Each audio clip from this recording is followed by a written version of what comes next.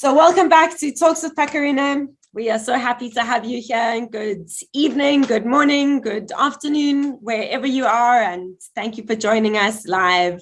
And if you can't join us live, thank you for joining us for the replay. We appreciate having you guys with us and doing this journey with us. We hope that we can share some value with you today. Yeah, welcome. And that's really what we are doing, is really sharing and really hoping to be able to add some value for you to maybe have a different perspective or understand something a little bit deeper, and then being able to apply that would just make us super happy. So if you do not know us, my name is Catherine Wolf. And my name is Renier Jooste. And we've got this amazing company called Pakarina. And we help you move from fear to self-love in your relationships, mostly with yourself. And we're going to dive deeper into that tonight and what that means. So tonight we are going to share with you, in the second talk in our series on value alignment and relationships, we're going to dive a little bit deeper, and we're going to go into a little bit deeper into your relationship with yourself, especially because we've had some questions around that. So we're going to discuss that a little bit. We're going to look at how to listen to yourself. We're going to look at how your beliefs become your values and what your core human needs are, and how to value your needs. In other words, how to bring your values and your needs into alignment with you.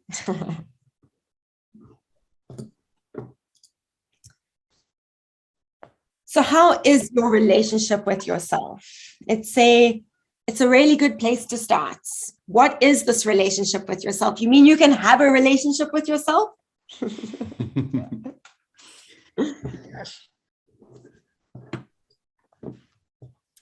So your relationship with yourself sets the tone for every relationship that you have in your world.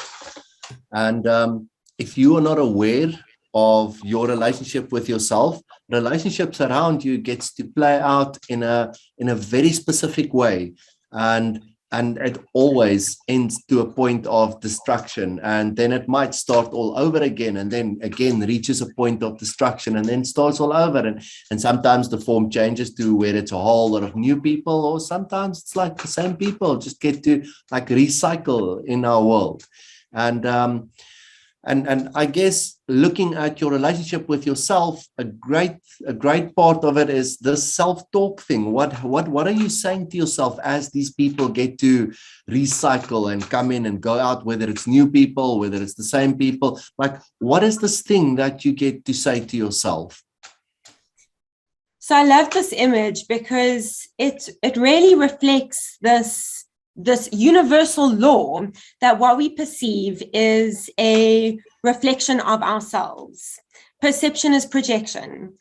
And if we're able to really work with this law deeply and apply it, then we get to look at every single relationship in our lives as a reflection of something that is inside of us.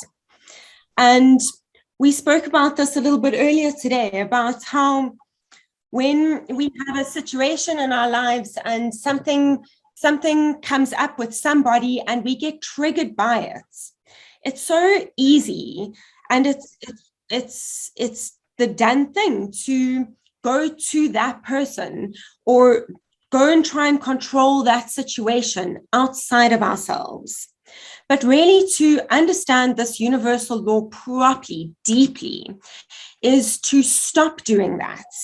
And although there might be something to do in the world outside, the first thing to do always is to take responsibility for ourselves and to take responsibility for what this thing that's being reflected back to us is showing us. So this image really reflects how those reflections are in you and you and you and every single person that shows up in our lives. And not even just people, even money. Yeah, like relationships, your relationship with food, your relationship with exercise, your relationship with like this goes much deeper than people. And how is your relationship with health? Like, is it one where you really take care of yourself and you value your relationship with exercise, for instance, and does not matter how low your energy is, you really show up and you give that to yourself, as opposed to valuing something like really low and be like, no, I'm not doing exercise today because I'm too tired and I was at the office too late. And it's like there's many excuses, but it's a relationship that you have with your health. If exercise is something that betters your health, or maybe your quality of life, or your relationship with money, and how well you get to keep it, not give it away, or how you just give it away and have this really bad thing to say about it because it just comes and it goes. And so relationships with yourself actually goes much deeper than just the people around you, but also the things around you. Yeah. It's really inherent in every single relationship with every single thing. Everything is a relationship. We are always in relationship with something else. And every single one of those relationships reflects your own relationship with yourself. True. So let's look at how your beliefs about yourself become your values about yourself, become your life with yourself. Your beliefs become your values, become your life. Yeah, this is really easy. Like, you don't need to be a rocket scientist to understand that what you believe in, you will value. And most probably these beliefs that we get to walk around with are not even our own beliefs. It might even be a belief that has been projected onto us in our programming stage, in our development. Yeah, in our development. And then as we grew up, we just continue to believe a certain thing, and we actually value that. So being able to look at what are these beliefs in our world that we value so much, and how true that really is for us, because those beliefs becomes our values, and that's really the tone of our life set. Yeah. So it's actually really easy. If we go back and have a look at the mirror and the reflection, then to see what your beliefs are and what your values are is really easy. You just look at your life and look at what your life is showing you about your own relationship with yourself. It's so wonderful. We have this internal feedback system. An instant one. Yes. We just don't like to look at it so much.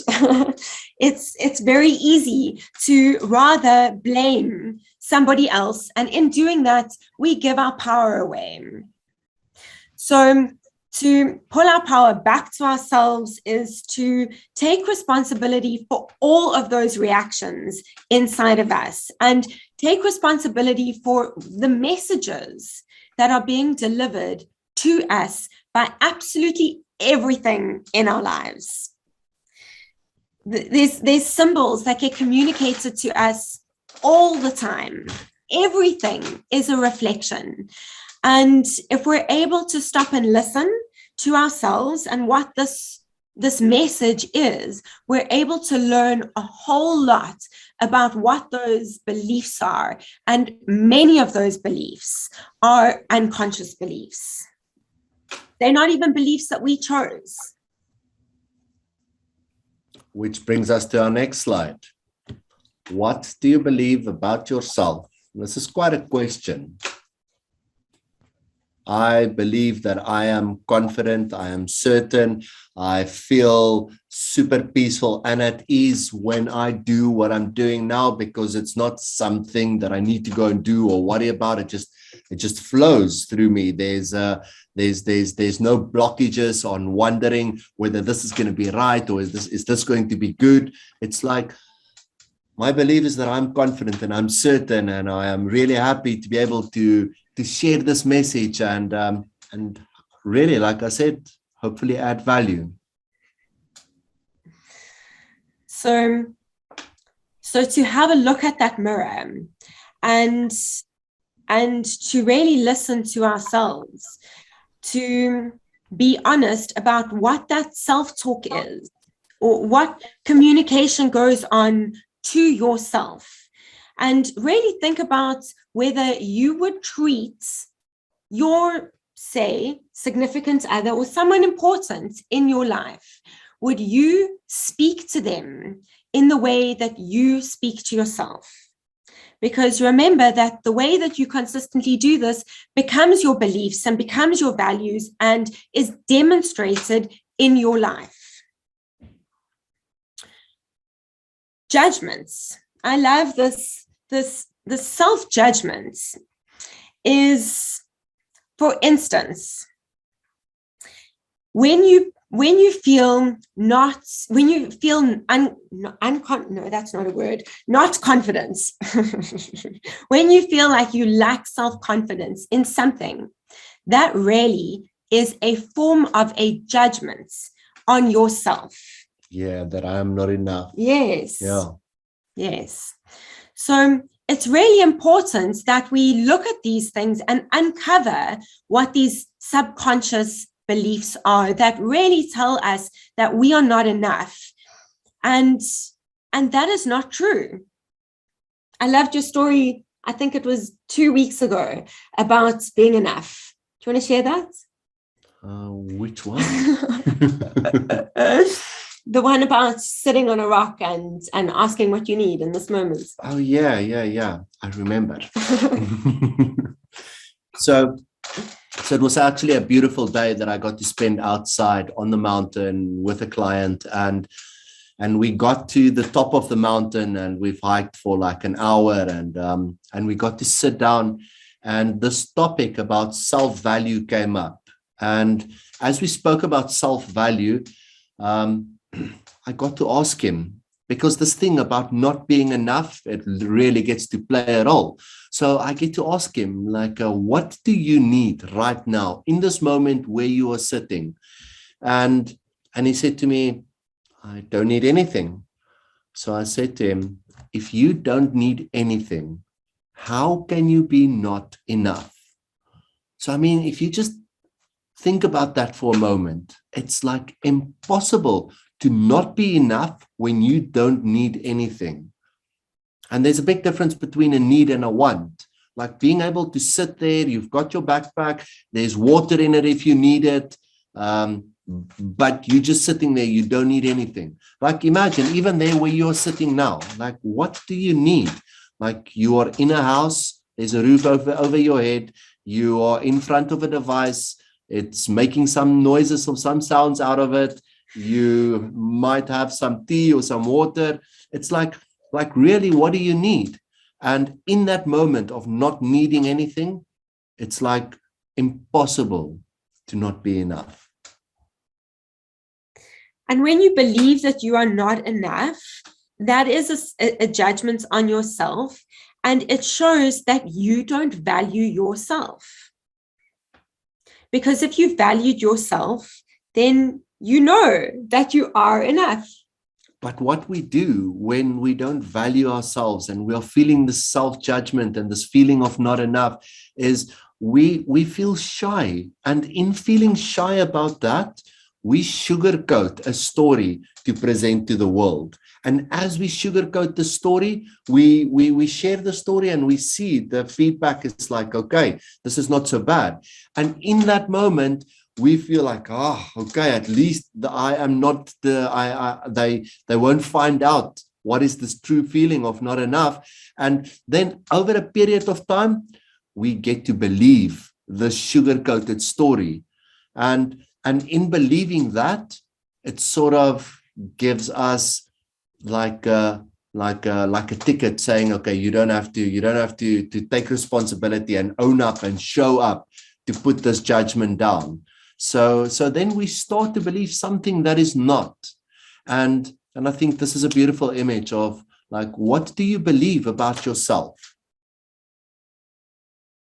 Yeah, this is deep. I feel like it's significant, really looking at what our beliefs are showing us about how we value ourselves or not. Or not. Yeah, or not. So how do we value ourselves? And how do those beliefs about ourselves, which are really judgments about ourselves, play out in our lives? And what do they show us about what it is that we value? And remember, values are changeable. It's very possible to put down a belief that is not serving you. But in order to put that value, that belief down, you must first have the courage to look. And you must first acknowledge it. And once it's been acknowledged, then you have the opportunity to choose another way. And in doing that, over and over again, you start to change your values, and that starts to change what shows up in your life and what is being reflected back to you, which in turn changes your experience.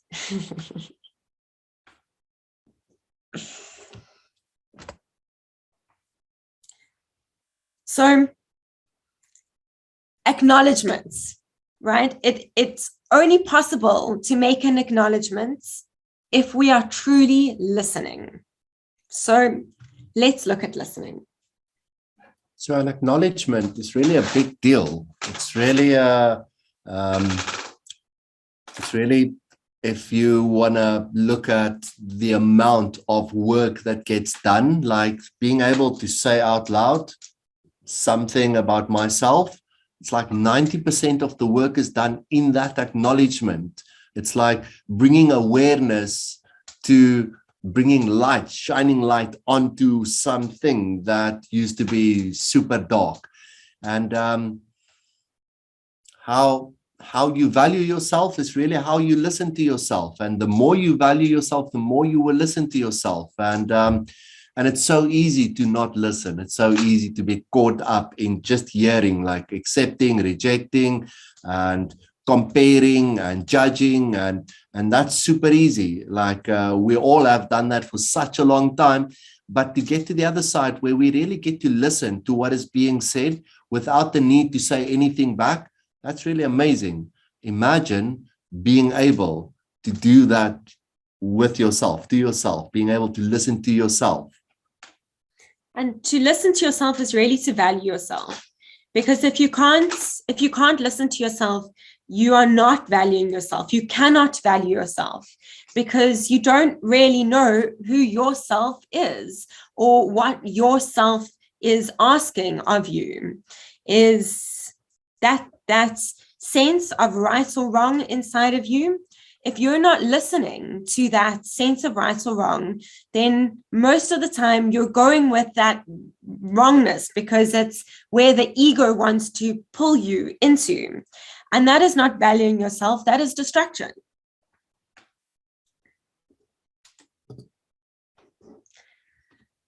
So let's look at our needs. And let's look at whether you know what you really need. And we spoke a little bit earlier about the difference between a want and a need. And we want lots of things that we think that we need, but actually, what do we really need? I have an answer, but you might not like it. And the answer is nothing. That's really what we need. We don't need anything. So to really know inside yourself that you need nothing is to be present. Because unless you're present, you are going to want a lot of things, and the ego is going to tell you that you need a lot of things that you don't really need. So it goes back to listening. To be present is to listen to yourself, to be congruent with yourself in this moment and not bring any not to superimpose any images or any beliefs or any values from the past or the future over this present moment. It's to be clear in this present moment, and then we can listen, and everything that we need is provided for in the present. That's why it's called the present.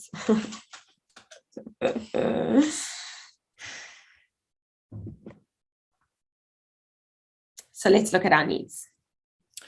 So certainty, significance, love and connection, and variety is core human needs. It's like, does not matter your nationality, it does not matter your culture, it does not matter anything. Each and every one of us are driven by these needs, and these are all personal needs. But how these needs are met, that's a totally different story. Like it's either constructively met or it's destructively met. And the destructively, you will find that it's really outside of ourselves. And the constructively is really knowing and understanding what I need and how to give this to myself when it comes to certainty or significance or love and connection or variety. Like how do I need certainty and how do I give that to myself? Because putting that responsibility on any other person is just a recipe for disaster. Yes, and that shows you not valuing yourself.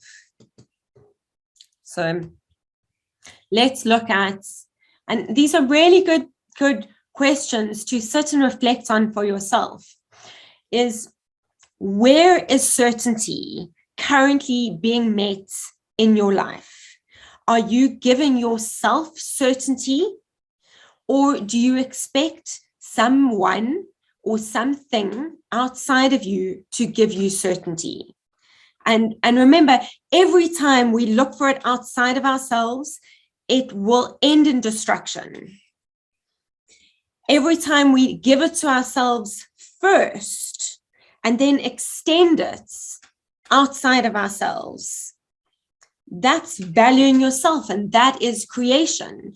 That's where we get to be creative and create something that doesn't already exist, something not based on the past or the future. So let me give an example around certainty. I really get to live my life in a very specific way where I have an intention when I do anything. So even just going to the shop, we need some stuff to make salad. Like that's all that we need. Like a few vegetables for salad, and I will set an intention. I'm going to the shop, and I'm going to get some salad stuff. And I will go to the shop with certainty inside myself, knowing exactly what I want, and I will get exactly that. I will go to the till, I will pay, and I will come out of the shop. And by the time I get home, I reached my intention 100%, reached it. Now that's certainty inside of me that I do not get sidetracked and go in this shop and do these things and then go, like that certainty is inside me. I know. And imagine going to the shop and not having an intention for bread and milk and walking out there and having everything but bread and milk, and then getting sidetracked into another shop and then into another shop. And by the time you get home, it's like the shop is closed and I did not get what I needed. That's uncertainty. Like, I don't have certainty inside myself. Maybe I remember, maybe I don't. I guess if you mess up a few times like that, whoever sent you to the shop won't send you anymore. So it could count in your favor if you want. Yeah, you're always going to go to the shop. I love the way that you explained how that gives certainty inside of yourself.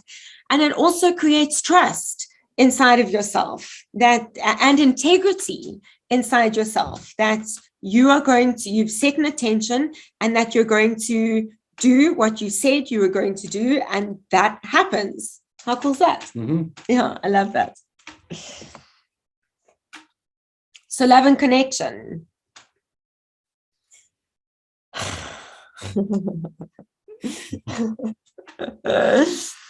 So where do we get to experience love and connection in our lives? Is this something that you are conscious about giving to yourself? Is this something that you go around expecting your significant other, your family members, your friends, other relationships to give to you? Do you have this long list of expectations for these people? Because you're not doing it for yourself. You're not giving to yourself this love and connection, something that you need fundamentally for yourself. Yeah, love and connection is, it's really easy to meet it outside. It's this little dance that we do for somebody else, and then they really like us. And as they really like us, they tell us how amazing we are and how much they love us, and we feel good enough. And then next time we get there, we just do this little dance again, and then we can continue to experience this this love and connection from the outside, because they tell me how much they love me and I'm so good for them. But it's like there's always a price to pay for everything. It's like giving up a part of yourself to have a need outside of yourself met. And then when you go home, there's not that anymore. So then it's this like emptiness. And looking at the destructive side of love and connection, it's like having to do all of these things in all these different places for other people so that they can be like, okay, I love you, and we are connected, and you are my best friend. And like there's so many stories that goes around. But the truth is, if this is not something that you have on the inside with yourself, you will also not attract people that have got this with themselves. It would be like, yeah, I'm going to jump into something that is not good for now, but it's really all about building this, cultivating this amazing connection, which is from your mind to your heart. It's called cohesive coherence, to build that inside of yourself, where your mind really gets to check in with your heart, where it's like, my mind is coming up with this thing and I must do this, and like, whoa, just breathe, check in with your heart. And if your heart says, yes, that's good, go, then you do it. But if your heart says like, whoa, that would not be good for this other person, or that would not be good for the environment, it's like, okay, then I don't do that. It's like, I am connected to myself and showing up from a loving space, not just towards me, but to whoever is outside of myself and to the environment. Yeah, and that's really listening to yourself. Yeah, again. Which is valuing yourself. So significance. Significance is this need to feel needed and wanted and loved. And what we do in order to get that. And what we do in the world in order to get that, and how that is destructive versus how do we give significance to ourselves. So by now we know that when we get it, when we try and get it from the outside world, when we try and prove ourselves to other people to make ourselves good enough, it's not good for us, and it certainly does not value us. That is a judgment on ourselves that we are not enough. So how do we give significance to ourselves? That is a good question. It is. Yeah, like the need to feel needed, the need to feel wanted, and the need to feel loved. So for me, there's a lot of significance in the work that I do. So, and how I gave this to myself was to show up in a very specific way, to where what I actually do when I show up makes a difference. I don't have to go and be this superhero and make things like this or like, no, I just need to show up and be myself. So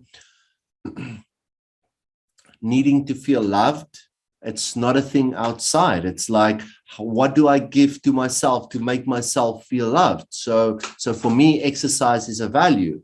And for me to constantly, like, I love walking, and especially on a mountain. So there is not too much time that goes past where I do not do that. It's like If it was depending on myself, it would be an every single day thing. But then also again, I need to do other things, so I can't do that all the time. But this is a place where I really feel I get to go into nature. I am connected to myself.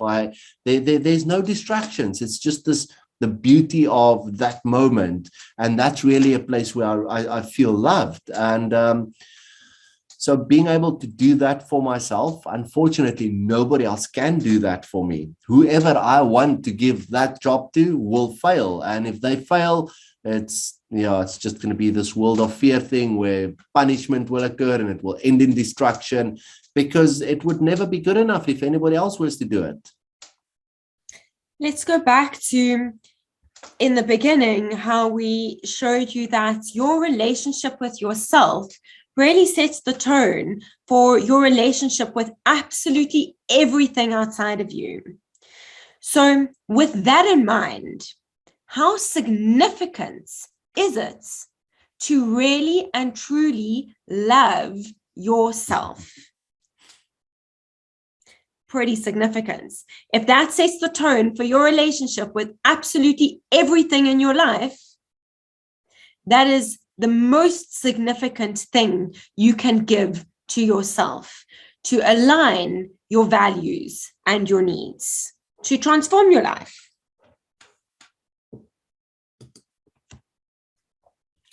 Boom. Surprise. So I like variety. Variety is super important for me. And again, not something that somebody else can give me. I think if I can explain surprise to you, it's like everybody likes surprises, but the surprise that they want, like not the surprise that they don't want.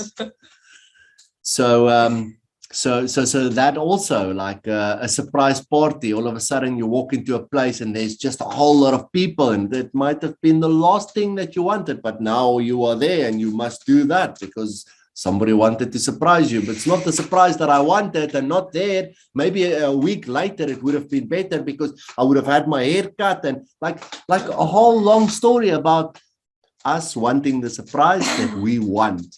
And if we were to look at like variety, the surprise, the element of that is, how do we give that to ourselves? And for me, it's like not the sameness. Like I said earlier, I like to be on the mountain, and there is like 66 different hiking trails just in this like 10-kilometer radius from where we live, and we don't need to do the same hike over and over. There's like this one and that one and that one, and we need to go back to that one because there's a path we have not seen yet. And like there is variety and surprise in that for me, but I'm gonna have to give that to myself. And the most significant way that you can give this to yourself is to be present in this moment. That's really where we get to experience variety, because in our being present, everything is new. We're not bringing the past into the present moments, and we're not bringing our expectations or entitlements of the future into this present moment. We are just here with no judgment, no expectation, knowing that we are enough as we are, and that everything we need is provided for in this moment. So to give yourself variety and surprise is really just to be present in yourself, not to be caught up in stories, because those stories are sameness. That's how we get to repeat the same things over and over again. But the present always brings us something new, something that we have not noticed, something that we've not been aware of. But we need to be completely still within ourselves. Doesn't mean we're not doing anything. Doesn't mean you need to sit and meditate in order to be present. Not at all. Presence is something that we cultivate right here in a conversation with each other, in driving from one place to another, in our meetings, in our engagements, in everything that we do, to have this underlying sense of presence with us. And that's how we get to fulfill that our own need for variety and surprise.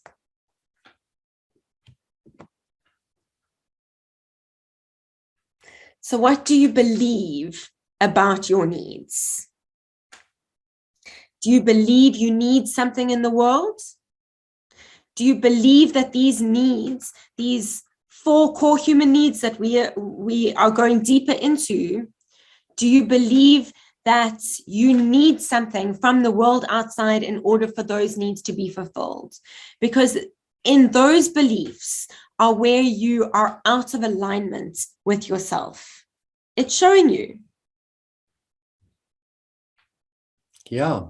What do you believe about your needs? Like being able to really ask the question, and after you ask the question, just keep quiet and listen for a minute, for 5 minutes, for 10 if you have to, and see what it's like to really listen to yourself.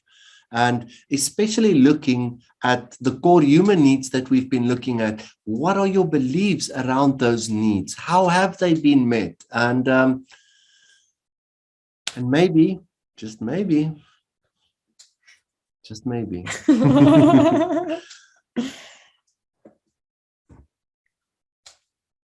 And then how do you value those needs?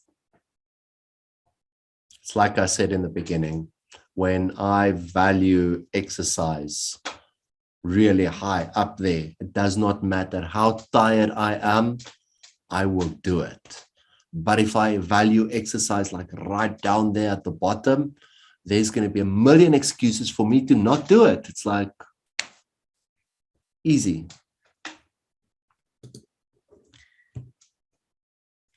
So you've heard us say this before, and we're going to say it another 100 times over. Every single time we will say this. We can only give what we've got, which is why when we don't value ourselves first, what we end up doing is destructive, because we don't have anything to give in the first place. And in doing that, we end up taking. And I'm going to go to the next slide. Sorry, my love. Because if we don't have it, we will look to take it from the world outside in some way or another. You might be aware of it. Most cases, you're not even aware of it. But remember, these needs will be met, whether you are consciously aware of them and give them to yourself or you do not. They will be met. So the question is, are they being met in your life constructively or destructively? Are you giving to yourself, or are you taking from someone else, which is really taking from yourself, as it's all a reflection of yourself? Yeah, it's really about being able to be open, honest, and vulnerable about this relationship with yourself, and being able to question a few things, and then after the question, just keep quiet and just listen. And the answer is inside there. The answer will not come like on a delivery bicycle with a beautiful little bell, say, hey, this is like, no, the answer is inside.